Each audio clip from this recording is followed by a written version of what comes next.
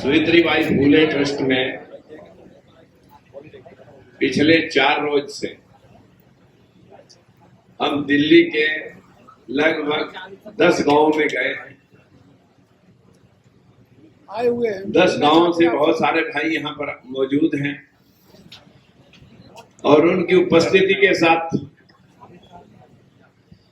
महाराष्ट्र तक से लोग, उत्तर प्रदेश से, राजस्थान से,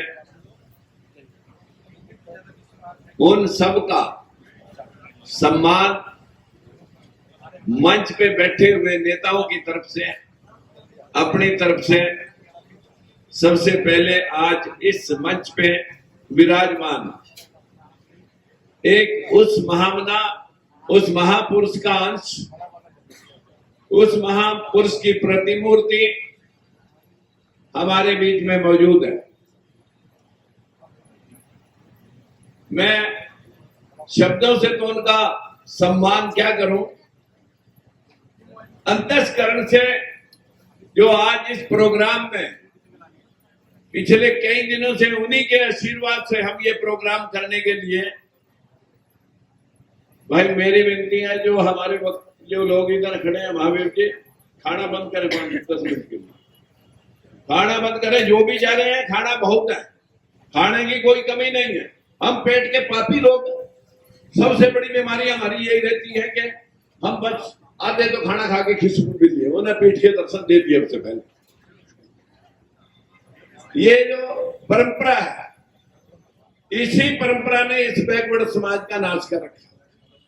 वो महापुरुष जिन्होंने अपना पूरा जीवन महात्मा ज्योतिराव फूले और बाबा साहब भीमराव अम्बेडकर ने पूरा जीवन लगा करके हम लोगों को जीने का इतिहास सिखाया, हम लोगों को जीने की राह बताई, लेकिन कहां हमने सीखा। जिन महापुरुषों ने आप लोगों को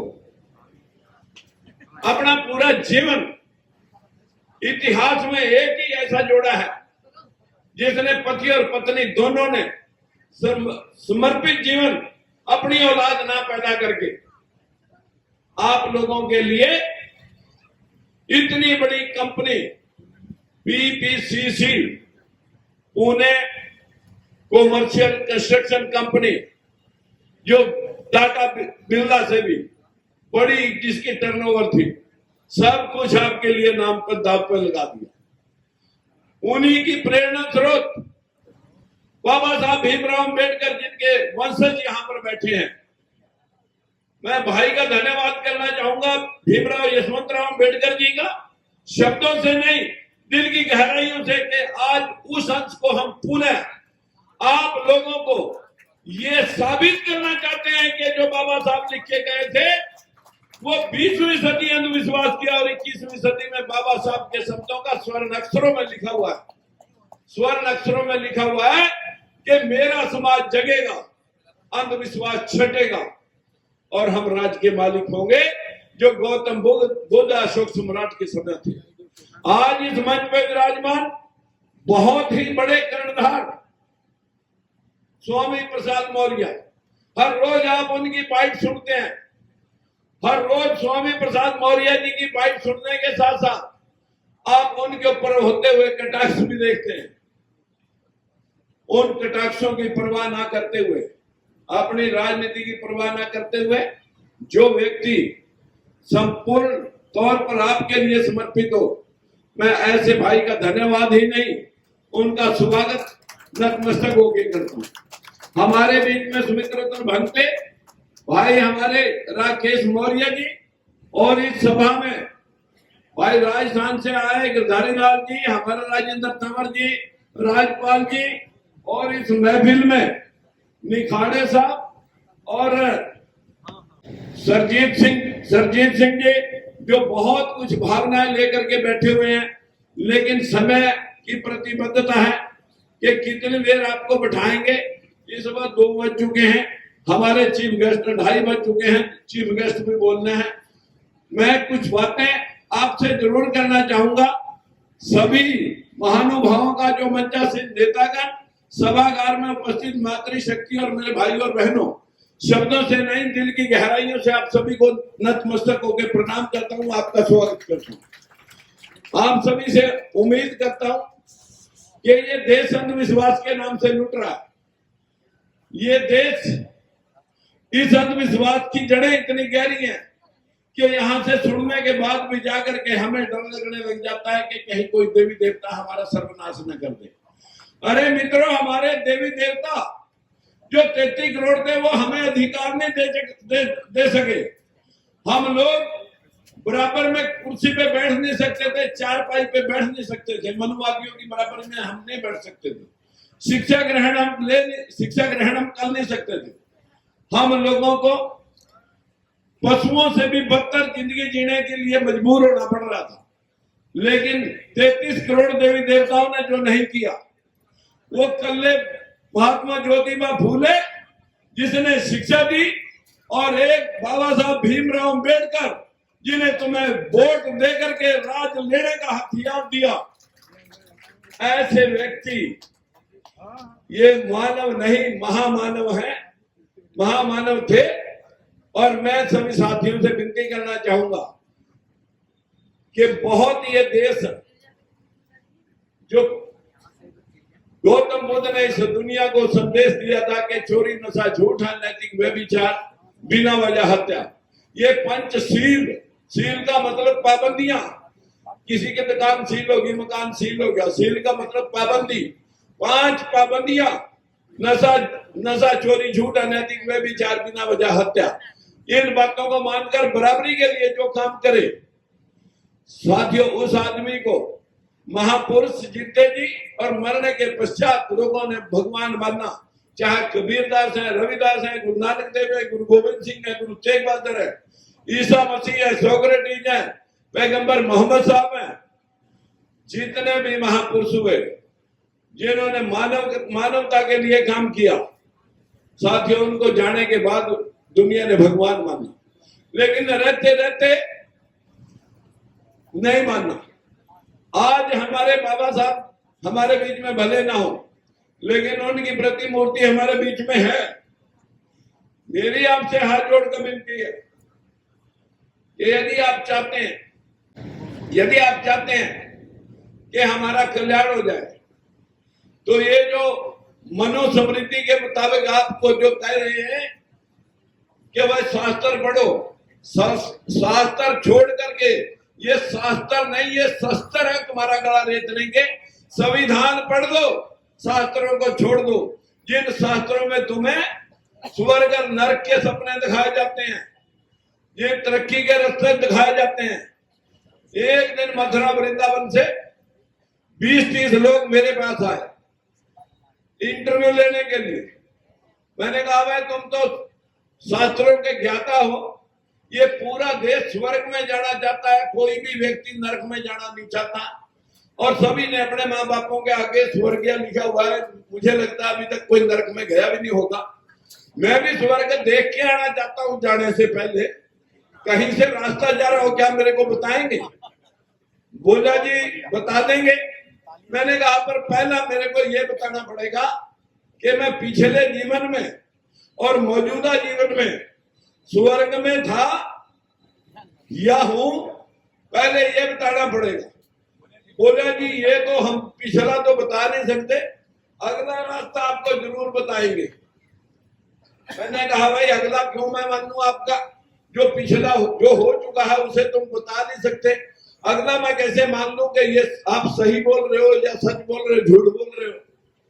मैंने कहा, फिर मैं बता देता हूँ स्वर्ग नरक की, मैं पिछले जीवन में स्वर्ग में था या नरक में। बोले जी बताओ।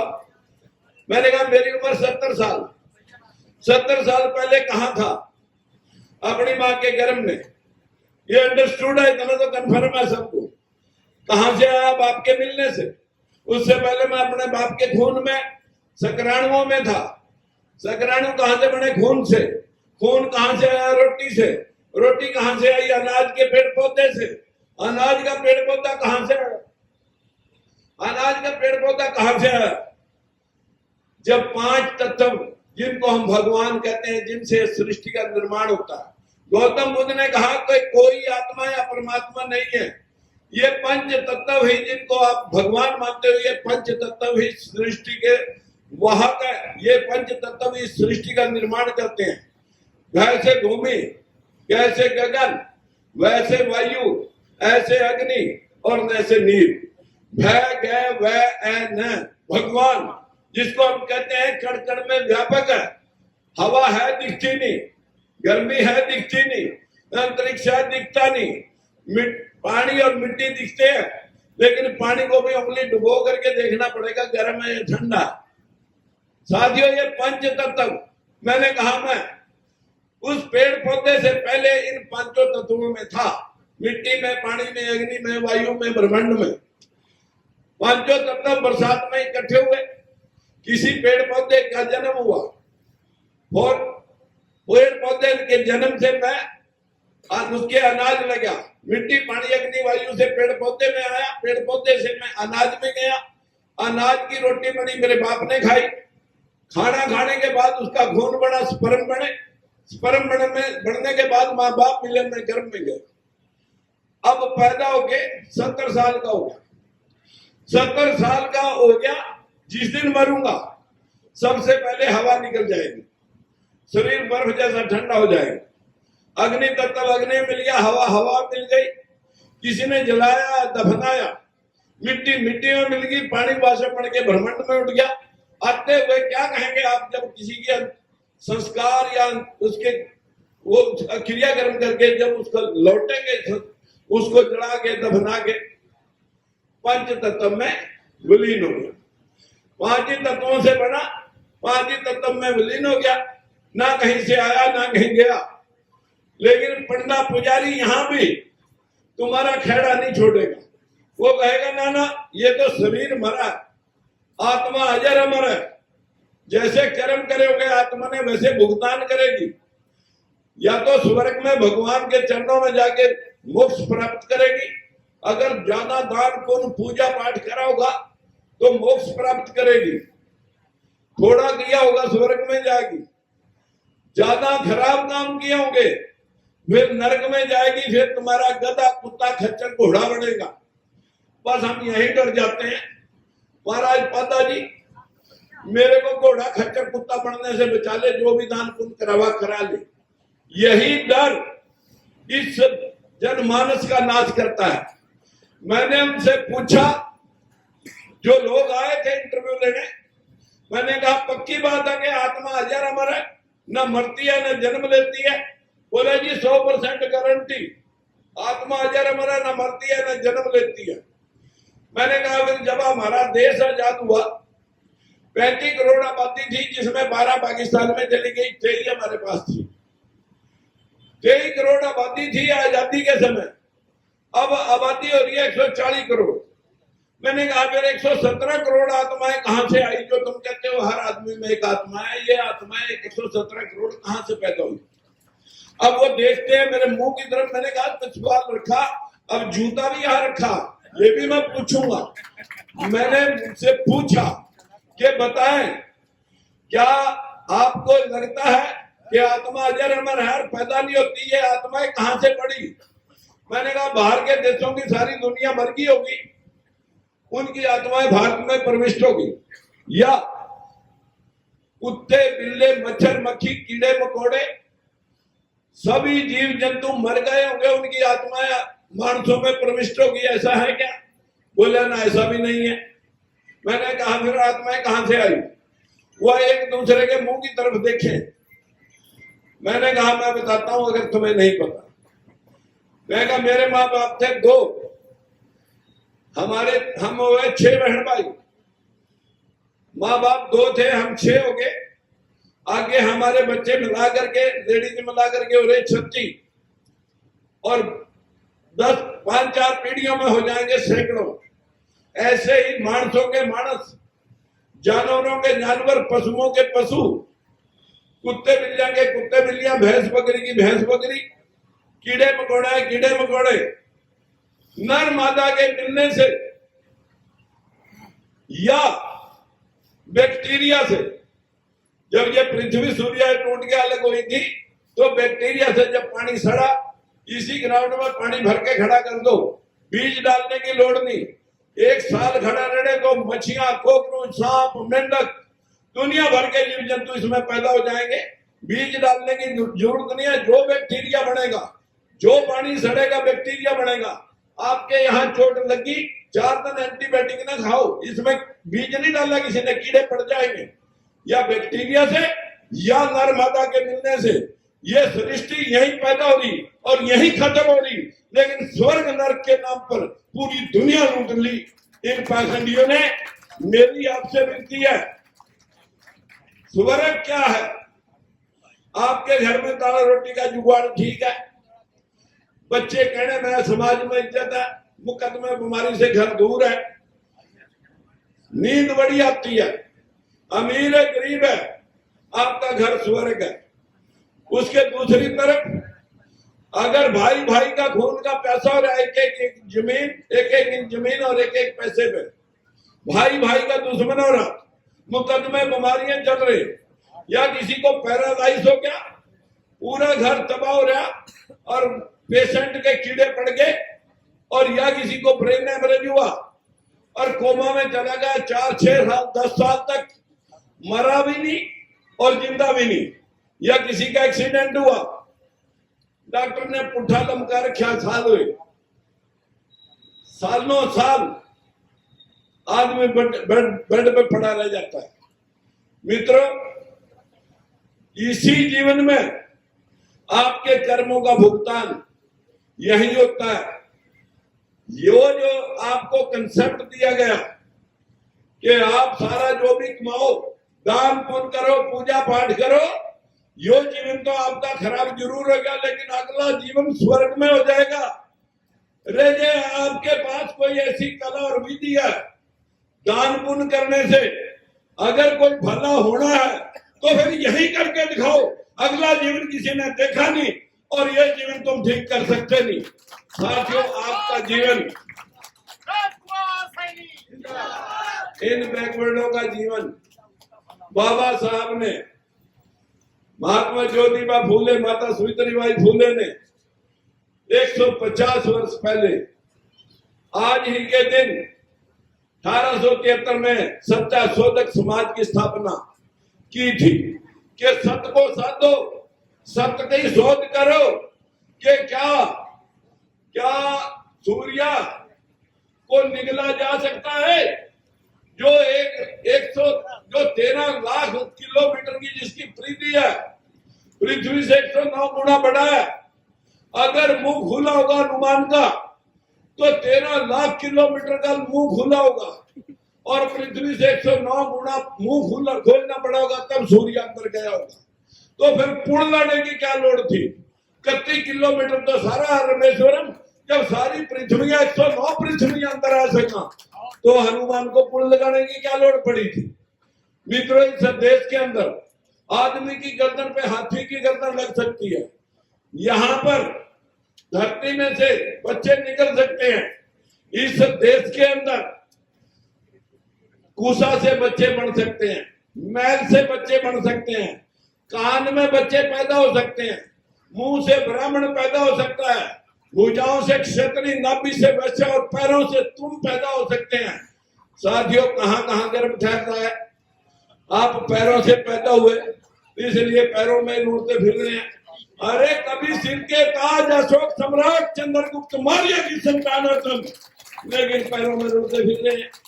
मेरी आप सबों से हाथ जोड़ के विनती है, उस इतिहास को मिटाने के लिए ये मनुवादी व्यवस्था, उस इतिहास को मिटाने के लिए मनुवादी व्यवस्था जो 2500 साल पहले गौतम बुद्ध ने इस दुनिया को संदेश दिया था, पूरा एशिया द्वीप जिसमें 16 गणराज्य थे, सभी बौद्धिस्ट हो गए, जिनको जोड़ करके धनानंद को परास्त करके चंद्रगुप्त मौर्य ने अखंड भारत का निर्माण किया, बिंदुसार ने विस्तार दिया, अशोक सम्राट ने उसे पूरे एशिया द्वीप के, जिसके आज 24 मुल्क हैं, पूरे एशिया द्वीप में फैला दिया और 84,000 स्तूप बनाए। ये राजा अशोक सम्राट कलिंगा युद्ध में ज्यादा रक्तपात को देख करके हर जगह परिवर्तन होता है, युद्ध ना करने का संकल्प लेता है, और बौद्ध धर्म के प्रचार प्रसार में लग जाता है। साथियों, उसके बाद जो 7 राजा और हुए उस वंश के, सुकृति, शाली, सुखदेव, वर्मन, रघुवंशन, ये जो आखिरी राजा बृहद्रथ मौर्य, उसके दरबार में एक पुष्यमित्र शुंग, जिसकी हिस्ट्री आपके मोबाइल पे पड़ी है, पढ़े, मौर्य साम्राज्य को खत्म करके कि मैं इन 10 दुष्ट राजाओं का खात्मा करने के अवतार लिया हूं, मैं यहां अवतार लिया हूं। और अपनी लड़की की शादी बृहद्रथ मौर्य के साथ करके सेनापति का पद लेता है, सेना अपनी भर लेता है और राजा का कत्ल कर देता है। डर लगता है कि यहाँ मौर्य मेरा कत्ल न कर दे। वहां से राजधानी अयोध्या 184 ईसा पूर्व बसाता है। 2200 साल पहले अयोध्या बसी। किस किस वंश ने अयोध्या पर राज किया?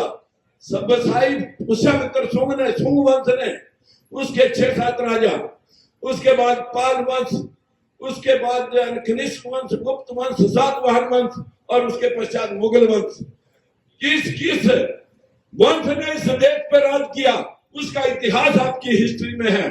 लेकिन ना आप हिस्ट्री पढ़ना चाहते हो, ना आप अशोक सम्राट गौतम बुद्ध और चंद्रगुप्त मौर्य को पढ़ना चाहते हो। उस वंश को सर्वनाश करके यहाँ पर उसने कहा मैं भगवान राम विष्णु का अवतार इन दुष्टों को खत्म करने के लिए अवतरित हो जाऊं।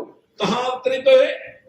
श्रृंगी ऋषि की खीर खाने से 3 रानियां दशरथ की गर्भवती होती हैं। श्रृंगी ऋषि की खीर खाने से रानियां गर्भवती हुई। ये श्रृंगी ऋषि कौन था? ये वही पुष्यमित्र शुंग है जो कह रहा है कि श्रृंगी ऋषि भिंडरक का बेटा है। ये भिंडरक कौन है? जब आप मत्स्य पुराण पढ़ोगे, क्योंकि कई पुराण, मत्स्य पुराण, बड़ा पुराण, गरुड़ पुराण, भविष्य पुराण, बहुत पुराण है, लेकिन जब मत्स्य पुराण पढ़ोगे उसमें आपको मिल जाएगा लिखा हुआ कि मछली के पेट से भिंडरक ऋषि पैदा होया। अरे मछली अंडे देती है पानी में, पानी में वो भगवान पैदा कैसे होया? मछली अंडा देने जमीन पे आई तो मछली जिंदा कैसे रही? लेकिन पैदा कर दिया भिंडरक ऋषि।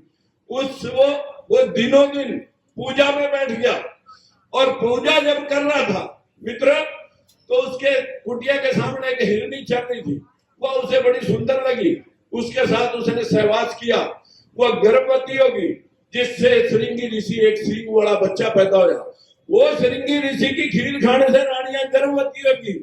जो लोग 21वीं सदी में इन शास्त्रों को पढ़ करके मत्था फटवा रहे हैं, जो लोग आज भी पत्थर ढो रहे हैं, उन लोगों का हाल 100 में 85 वोट होने के बाद तभी तो मेरे बरखुरदारों ये आपका हाल है। अन्यथा आपका हाल अशोक सम्राट को पढ़ते, चंद्रगुप्त मौर्य को पढ़ते तो आपका हाल राजशाही का होता। आरक्षण वो मांगते जो 15% है, तुम देने वाले होते।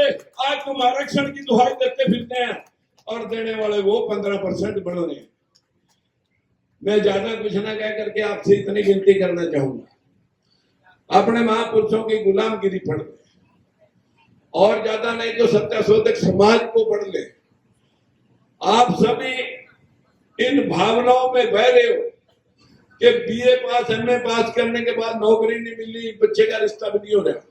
शायद देवी देवता पूजने से, लक्ष्मी पूजने से धन मिल जा, सरस्वती पूजने से ज्ञान मिल जा, दुर्गा पूजने से शक्ति मिल जा। तो सारी शक्ति, धन और ज्ञान भारत में नहीं बैकवर्डों के पास होना चाहिए था।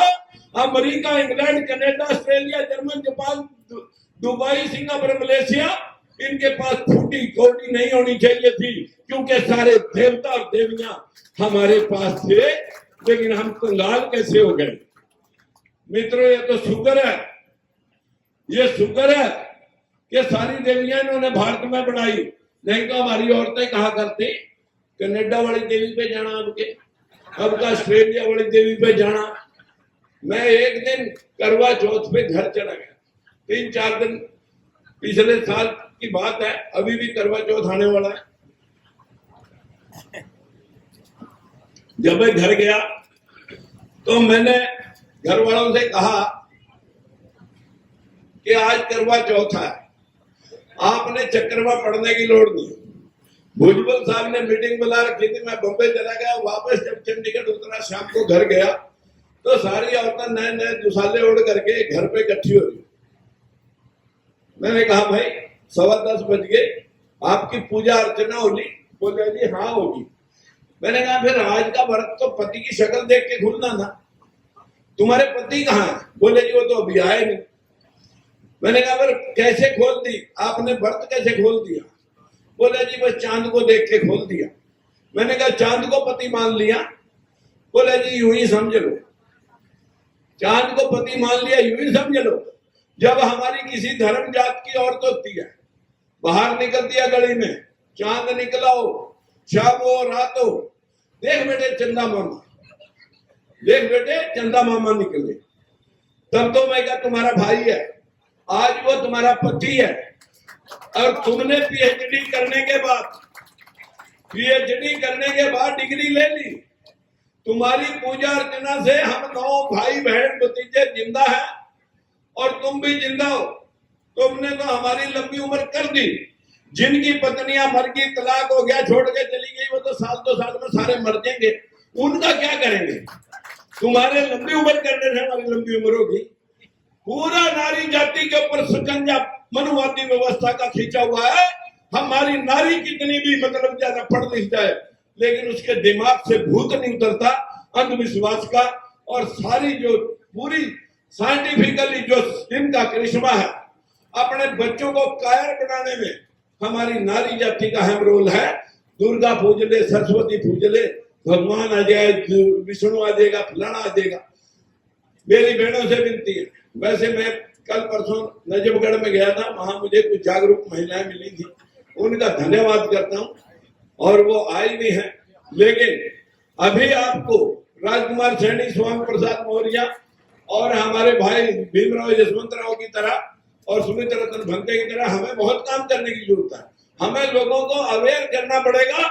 जब तक जागरूकता नहीं तो राज नहीं, और राज नहीं तो समस्याओं का हल नहीं। जो लोग आप अपने घुटने घिसा करके बच्चे पैदा करते हैं, नाम रख नहीं सकते। अमेरिका में किसी पत्रकार ने पूछा किसी पंडित पुरोहित को कि तुमने इतनी पाबंदियां लगा रखी, तुम्हारे खिलाफ देश में विद्रोह नहीं होया? बोले कौन करेगा विद्रोह? जो लोग अपने बच्चे पैदा करते हैं, नाम नहीं रख सकते, लड़के लड़कियों को अपने आप रिश्ते तलाशते हैं, शादी करके फेरे नहीं कर सकते, जो लोग अपने पैसे कमा का मकान बनाते हैं, घर में घुस नहीं सकते, और तो और मुर्दे की अर्थी भी उठा के नहीं जा सकते, जो लोग अपनी जिंदगी के फैसले ले ही नहीं सकते, वो देश में क्या इंसाफ लेंगे? मित्रों, आज इस देश में इंसाफ लेने के लिए, इंसाफ लेने के लिए जागरूकता की लोड़ है। हमारे भाई स्वामी प्रसाद मौर्य बाबू पे धड़क ताल ठोकने में लगे हुए हैं, और सुमित्रा रतन भंते और हम सब से अपील करते हैं कि जिसके जिगर में, जिसकी जमीन में जितनी हिम्मत है, उतने समाज को जगाने के लिए प्रयास करें। जैसे कभी बाबा साहब भीमराव अम्बेडकर, महात्मा ज्योतिबा फुले और माता सावित्रीबाई फुले ने अपना जीवन लगा करके आपको कुर्सी पर बिठाने के काबिल किया, शिक्षा लेने के काबिल किया, सरकारें बदलने के लिए आपको प्रेरित किया, आपको वोट दिया। लेकिन ये वोट डाल करके कभी अपने खाते में भी राज के मालिक बन जाओ, यही प्रार्थना करने के लिए मैं आपसे अपील कर रहा हूं और 4 दिन से आपके बीच में हूं। नमो बुद्धाय, जय भीम। हमारे चैनल बहुजन दस्तक को लाइक, शेयर, सब्सक्राइब देखना मत भूलिएगा। जय भीम, जय भारत, जय संविधान, नमो बुद्धाय। धन्यवाद। चैनल आर्थिक समस्या से गुजर रहा है। अगर आप बहुजन समाज में बाबा साहेब आम्बेडकर और तथागत बुद्ध की विचारधारा को अधिक से अधिक लोगों तक पहुंचाना चाहते हैं तो हमें आर्थिक सहयोग प्रदान करें, ताकि हम अपने चैनल के माध्यम से देश विदेश में समता, बंधुता, एकता और संवैधानिक अधिकारों को ज्यादा से ज्यादा लोगों तक पहुंचा सकें। आप अपनी सहायता राशि नीचे लिखे खाते में जमा करा सकते हैं। खाता धारक गौतम रत्ना, खाता संख्या 3169576865 IFSC कोड SBIN 0060336, बैंक भारतीय स्टेट बैंक। आप हमारे बैंक खाते का विवरण स्क्रीन पर भी देख सकते हैं। जय भीम, जय भीम। मैं गौतम रत्ना आपका बहुजन फिल्म प्रोडक्शन में स्वागत करता हूं और आप हमारे प्रोडक्शन हाउस के अंदर अपना कैरियर बना सकते हैं as a film director, as a producer and actor and actress and editor and cinematographer also. अगर आपको फिल्म से रिलेटेड कुछ भी प्रोजेक्ट आपको बनवाना है तो हमारे पास में पूरा सेटअप है, जिसमें फिल्म कैमरा है, शूटिंग लाइट्स है और एडिटिंग है। सारा A to Z एक ही जगह पर आपको हमारे यहाँ पर मिल जाएगा। तो दोस्तों आप हमें कांटेक्ट कर सकते हैं हमारे नंबर्स पर 9810085714 और 8510005714। हमारे वेबसाइट पे विजिट कर सकते हैं www.filmserviceindia.com और हमें मेल भी कर सकते हैं gautamfilmsproduction@gmail.com पर। धन्यवाद।